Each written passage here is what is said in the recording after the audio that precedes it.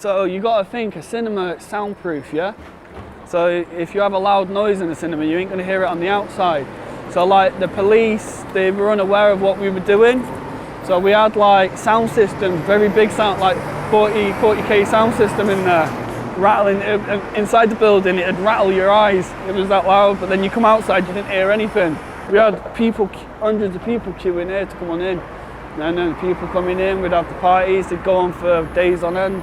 This used to be double doors behind there. That's why we used to let people in, we used to let people out. The police would see people going in that door, so the police would go to that door if they tried to get in. So if you're letting someone out, well, they're looking at that one, people are coming out of this one. Behind this bit here would be the projection room. So that's where we would kind of sort of, all of us sort of sit, pretend to be security. And then, you know, they'd come in with the beers, you'd be confiscating the beers off them because obviously you got your own bar running in there. And with the beers that you confiscate and you put behind the bar and start selling them. It's a bit of a naughty thing to do, but you know, it's let's be honest, you're on the streets, it's survival at the end of the day. I was street homeless for 2.5 years. I never once slept inside a building. I was sleeping in doorways, it was horrible.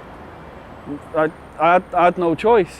So I fell redundant because I used to be a sheet metal worker, and it's a dying trade because you can pay a machine less than me to do a job. So I got wiped out of a job, got me redundant, then got really depressed, turned to drugs, couldn't afford my rent, fell street homeless, which then led me to other types of drugs, and yeah, kind of just went downhill from there. I didn't have the qualification to say, look, I can do this job, so it was just basically my boss saying, yeah, he's a good worker. It kind of doesn't cut it, yeah. And then when you lose your job and you've got no family there behind you, supporting you, it's like, where'd you go? Can't afford your rent, I'm going to go to my mum's. Wait, my mum's not there for me. What do I do? It is difficult. I mean, when you've been on the streets and you've been street homeless and you get a building like this, it's kind of like, wow, I've actually got a bedroom again. It's a warm place to sleep tonight. You feel like you're getting something back in your life again, and then when the bailiffs come and you get kicked out of the building, I mean, we're only using a building that's empty, and no one's using it, are they? That cinema has been empty for years. It was dusty when we got in there, we cleaned it up. This is 1 year later, and this building's still empty. It's like, why couldn't we just live in it until you decide to do something with it? The first month was great. Didn't do anything with the cinema. It was all just chilling, getting on with what we had to do. Then you get middle class people coming in, and then that's when you start getting debates, and what you call politics, we call squalitics. So it's like, you can't do this, you can't do that, you can't do this on this day, you can't do that on that day. So then you start making all these crazy rules, and you make a board up of all different rules, and everyone's got to follow it. And then the homeless people are more like, you know, we're all about housing, it's wrong what you're doing, you're trying to kick people back on the streets. I'm homeless, where am I going to go? If I kick you out, you're going to go back to mummy and daddy. I ain't got that. So yeah, you get a lot of hate going on in the squats. When the groups start getting smaller, you need to do something to sort of like recruit new squatters, and the only way you can recruit new squatters is holding events, making it fun. So you got to hide the fact that you got to hide that difficult side of the squatting, about where it's all hate and, you know, no one's getting on.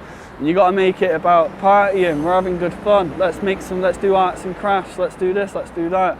Let's make banners and let's put statements on the wall and things like that. And then people are like, yeah, I love this is great, I want to do it. And then you get people coming into the squat scene.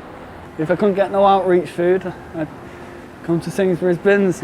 That's how we fed people in the squats. If we didn't get donations, we had to go skipping, so people go to different places and get food. One time I found 220 bags of cheese and onion Walker's crisps, you know, like the big bags, in boxes. Yo guys, who wants crisps? And the thing about skipping is, you know, it's always food waste only, so you know there's going to be nothing else in there.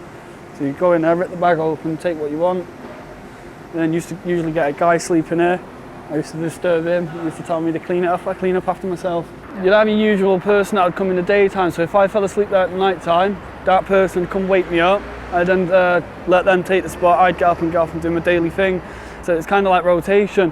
But it doesn't always tend to work out that way, because obviously it's survival on the street, innit, you know? So you get some aggressive people come up, and then if there's two people there, you're outnumbered, so you just allow it. Normally at night time, you know, you get drunks that come over, they'll piss on you, they'll kick you. All sorts of shit happens at night time, so that's when you want to be awake.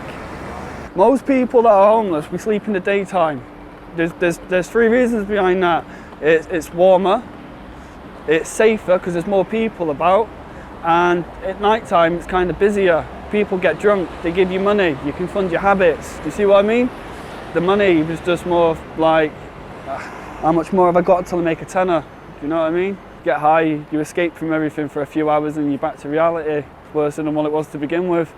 It's like, I was sat there sometimes and I have a substance in front of me, I'll be crying to myself, I don't want to do this, but I'll be there doing it. It's like, what am I doing? You know, mentally in my head's telling me not to do it, but it's just, there's something in there called addiction that takes over your mind. I had a problem for amphetamine, so I like to feel like I was alert to everything. I felt connected when I did that. The problem with that is you just don't sleep and you don't eat.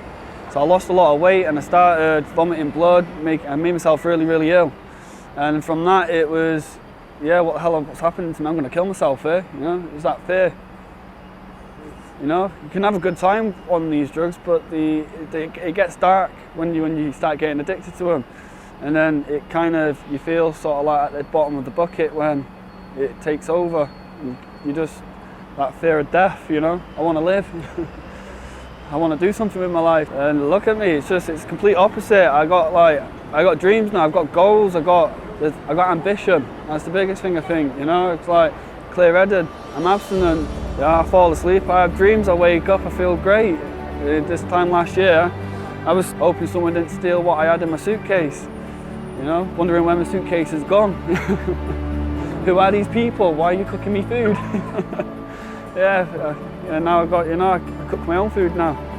Keep myself clean, I can shower, wash my clothes, I've got independence, it's great. If you keep your eyes on the prize, you actually will get somewhere. You just got to be strong-minded about it, yeah. You know? You can get off the streets, you can get somewhere, you just got to fight for it.